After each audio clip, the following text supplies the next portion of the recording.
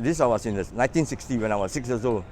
We were living in the pre-war house that is now United Square. The house is just a corner house just next to Gohill Plaza. Okay, the pre-war house, old dilapidated old house, rented one. So my auntie passed away about a week ago. Then my auntie and another auntie, her sister, another auntie, my grandma, my mom, and my uncle were just sitting in the room upstairs, talking, yakking away. I don't know what they're talking about. I was 6 years old, just sitting there, just listening, you know.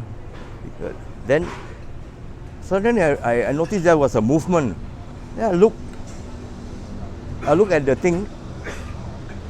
It was just a white figure, white like smoky figure, gliding silently between a bed and cupboard. So I look at it. The thing was I recognized it was my auntie. Okay, I can see her features is from my auntie, and he glided slowly about maybe 5-6 seconds. Slowly, then he went into a cupboard.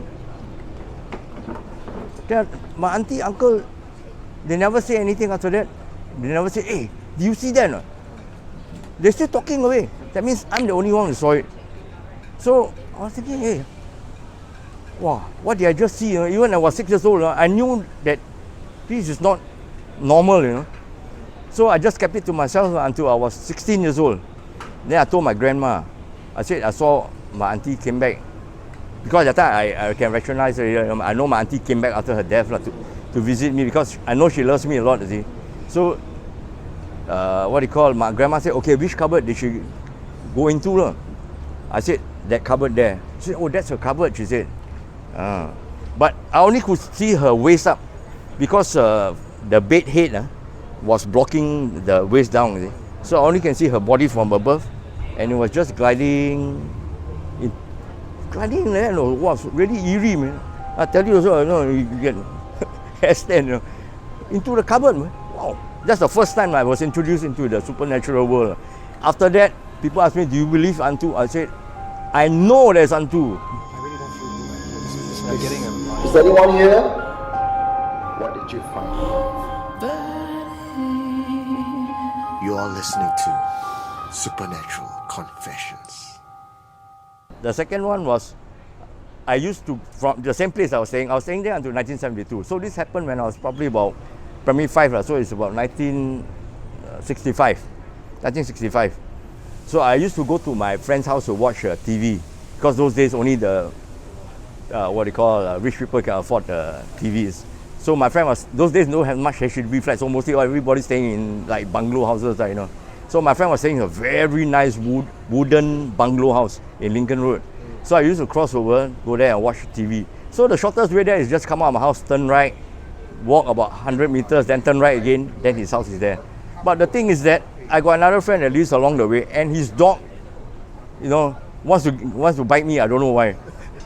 So every time I pass by, the fellow will chase me. So to avoid that problem, I cross the road in front of my house, go straight down, and then cross back again to my friend's house. So I did that. Went to my friend's house. Then I went to my friend's house for some reason. I think probably they did not switch on the TV, or because they were doing their homework or what. So it was still early, about 6:30. The sky was still bright. I walked back the same way I came, across the road, which is a Michael School, Essex Road. Then walk down the road a bit, Thompson Road, just a bit, only about 20 meters. There's a junkyard there. So as a small boy, you take a leak everywhere. Those days, 60s, it's very common for kids to take a leak everywhere into the drain. So that's exactly what I did. I was taking a leak. Then in front of me, there was a fence with some creepers. So I was just taking a leak and looking. Then I noticed a pair of legs. I said, hey, wow, the pair of legs was so long onto the foliage, the tree foliage. So I don't know whether it's zip up or those days don't have zip, but just run. So I ran all the way back to my house.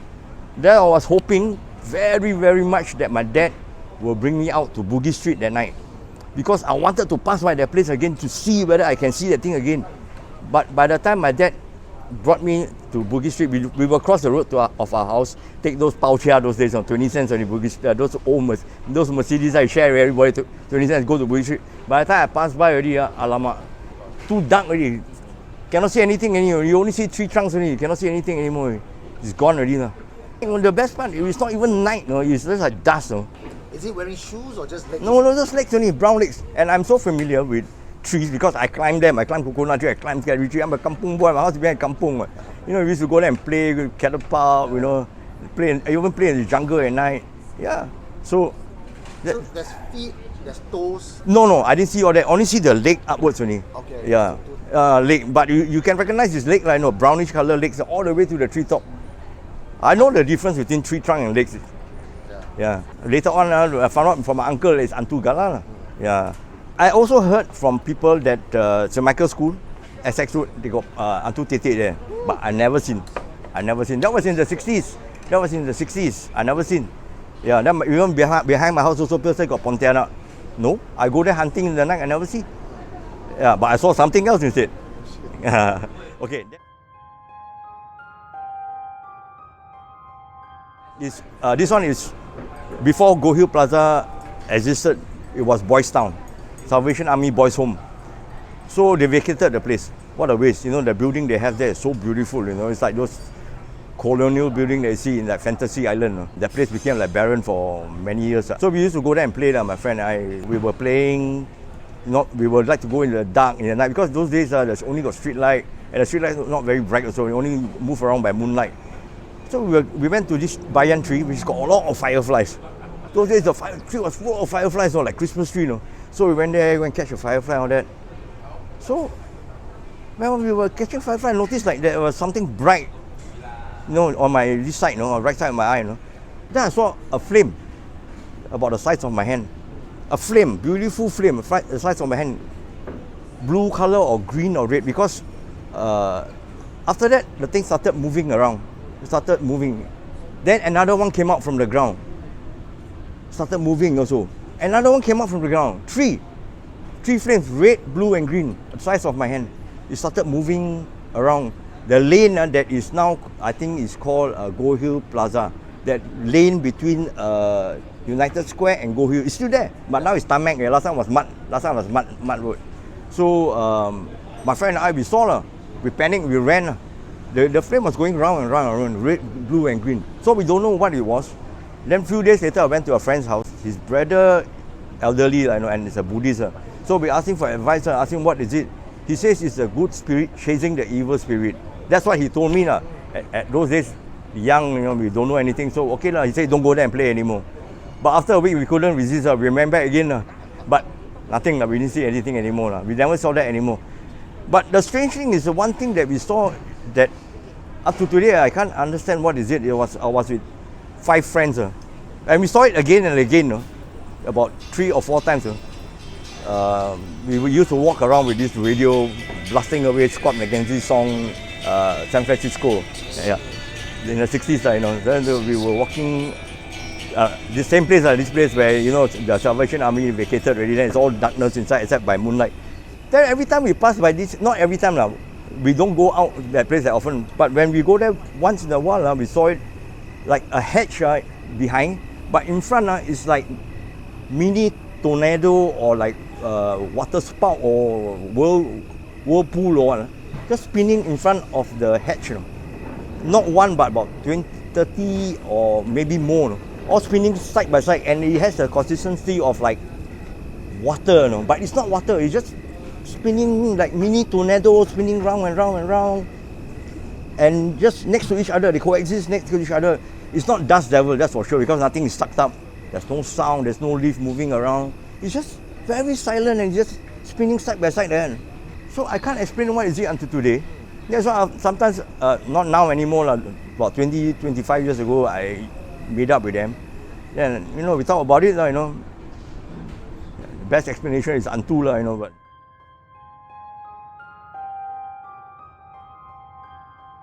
The next one is my dog, which is 12 years old now already. When that time this thing happened was when he was 1 year old. We were walking in this Pasir Ris Park. Then we came to a small patch of grass which was probably the size of like badminton court. Suddenly he reared up on his back leg and then started like playing with something. But there's no one there. My son was with me. My son was with me, and we were looking at him and saying, "Hey, what is he doing? Why is he playing with someone? You know? Just like rearing on his hind leg and doing this, as a dog will greet the person when he comes home, you know." So I said, "Wow, weird, huh?" Then about 1 year later, I was in Ohana, then having dinner there. I heard a group of people talking. You know, I overheard a group of people talking. They said that someone committed suicide in the park there. He used a beach umbrella to cover himself, and nobody discovered his body until a few days later. So I was wondering, could it be the spirit of whoever they're talking about, you know, or maybe could be a few more who did something like this, you know? Yeah. So I was thinking maybe that's what my dog was playing with, you know, the spirit of the old man or what, or a man or a woman, or yeah. That is really strange. And now I still have my dog. Sometimes I look at him and say, "Hey, don't do that at home, please." I open the window, I just bugger jump out, don't care what floor, I just.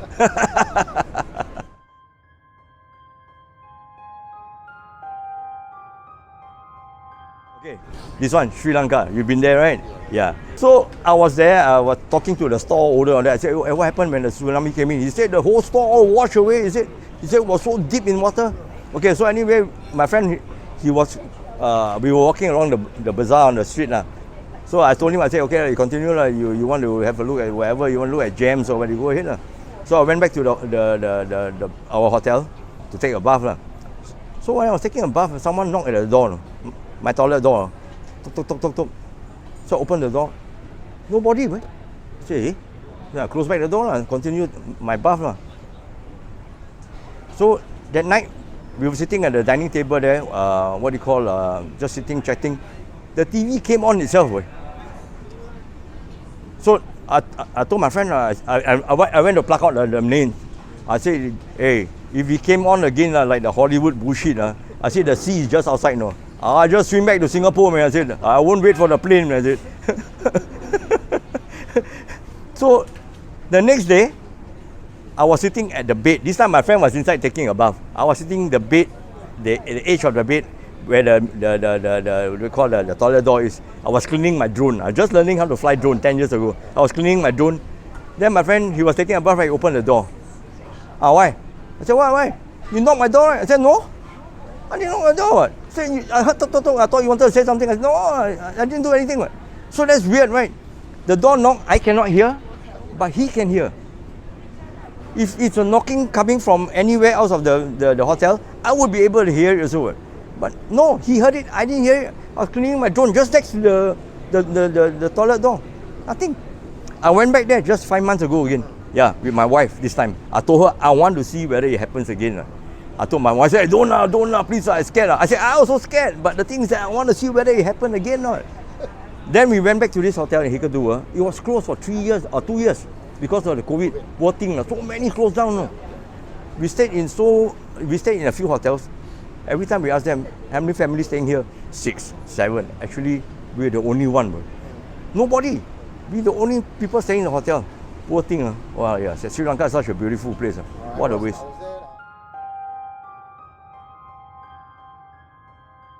I don't know whether you heard this thing.